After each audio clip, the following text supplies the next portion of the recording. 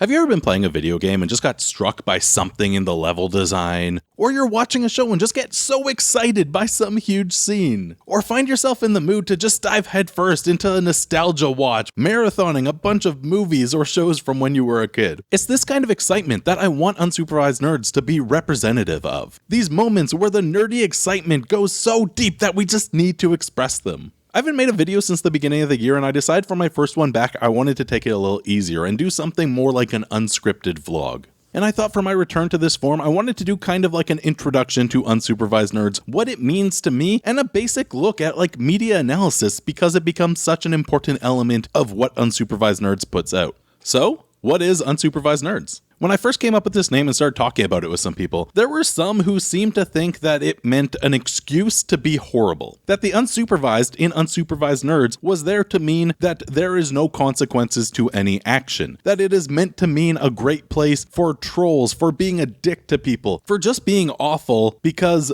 you're unsupervised. What is to stop you from being a dick? Which could not be further from how I see this name. I don't know how any of you grew up, what your connections to the nerdy things you're into may have been, but there was a time in my life where I was kind of afraid to talk about any of the things I was interested in, or at least afraid to show how deep my interest in them really went. Especially in like late elementary school or high school, there was this time where I just did not want to say I really enjoyed anything because if I did, it gave people ammunition to make fun of me. Oh, you like Pokemon?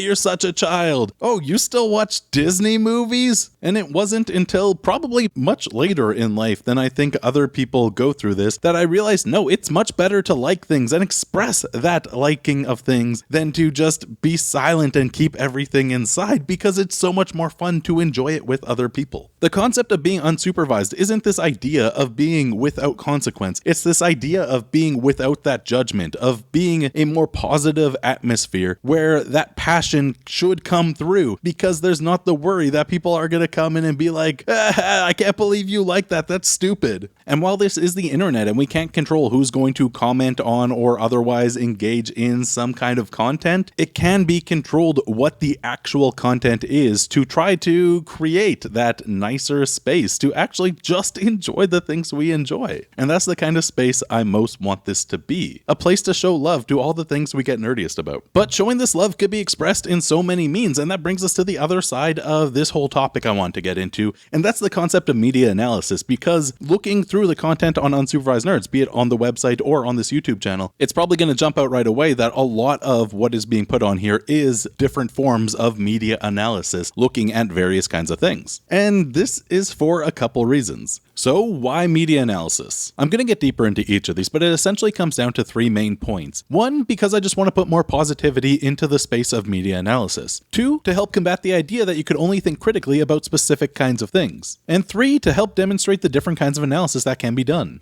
I feel like so much of what's on the internet for media criticism, at least the things that become the most popular, that are the most available, are often incredibly negative and cynical. When you look at channels that are just about nitpicking and finding all the problems with things, when the methods of criticism don't feel like it's actually about the love for any of what they're talking about, it's just for finding the flaws and hating on everything. Very much connected to this is the idea of asking the question, why? When the focus is on nitpicks, it's just about pointing out a problem with something and generally leaving it at that. Just saying, this is bad, therefore thing is bad. But sometimes when you take a step back and ask the question, why? Why did this happen? Not just leaving it at, because this bad thing happened, this whole thing is bad, but saying, why did the choice get made to make this happen? You can often gain a new perspective and not only see why this may have been included, but maybe even see value in it. Maybe see how it could have even been a net positive. Now, sometimes there might be outside forces that are affecting it that made this happen, especially if we look at a big blockbuster movie and say the studio might have affected this, and that may have been the reason for this thing that's being looked at as negative. But sometimes it is a purposeful choice, or we could get an interesting reading of the entire piece because of this thing that was considered bad. Take, for instance, at one point I wrote about the Mary Jane and Miles Morales missions in Spider-Man, the PS4 game.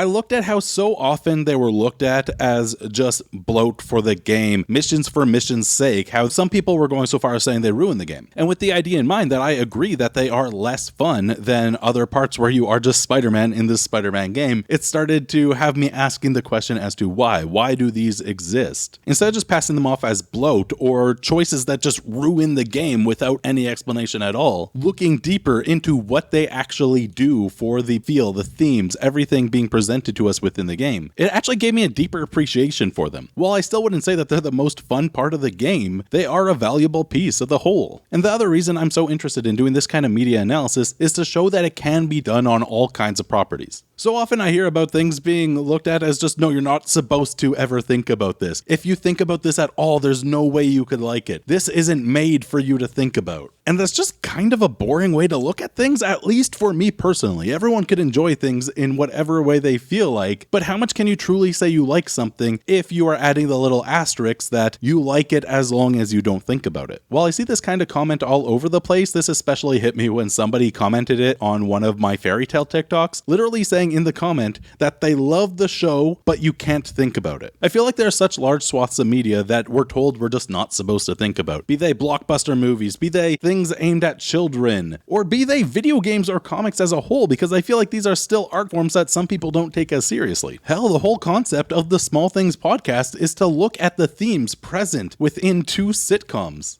And while some people see media analysis as beginning and ending with authorial intent, like with the whole blue curtains meme, that if the author just made the curtains blue because they like the color blue, it literally means nothing and you can't find anything in it. Well, that's just not true, because authorial intent is only one lens through which to look at something. When looking at media analysis, it could be through a lens of authorial intent. It could be through the lens of like just lore for the thing. You're looking at the piece as how it affects the greater world within the piece itself. This is especially true if we look at things like works within the MCU or things that add to a larger universe. Or specific lenses of representation, how things fit into tropes within that representation or fight against them, how they build to normalize situations or continue to reinforce negative stereotypes. Personally, I often gravitate to lenses more about themes and structure within the writing. And this is because a lot of my background is in writing, and I find a lot of value in themes and structure when writing for myself. And in the end, going back to the original point, what is Unsupervised Nerds? This is why I make the content I make, because it is the way I show the things that I am passionate about, the things I love. And because one of the ways I most show my enjoyment of something is to be able to think harder about it, well, that means a lot of the content I put out is going to be more media analysis heavy. Although, of course, if you've seen anything else on this channel, you'll see sometimes it's just wanting to mess around with things, just wanting to open up some Digimon cards, or in my TikToks just talking about shipping. These are the ways I most nerd out over things, and I'm using this as a platform to express that enjoyment. And for me, the best case scenario is not only for people to enjoy the things I put out, but to see the value in showing love for the things you most enjoy in whatever ways you most connect to.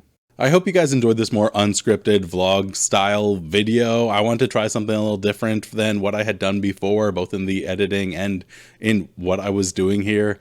Plus, I wanted to kind of do something a little easier, ease myself back in, not do a half-hour video looking at 30 movies. If you enjoyed the video, please hit the like and subscribe buttons, especially because more stuff will be coming out. And if you enjoyed what I was saying here, you're probably gonna like what's to come. But that's going to be it for me today. Thank you for watching, and don't forget, life's more fun unsupervised. I'll see you next time.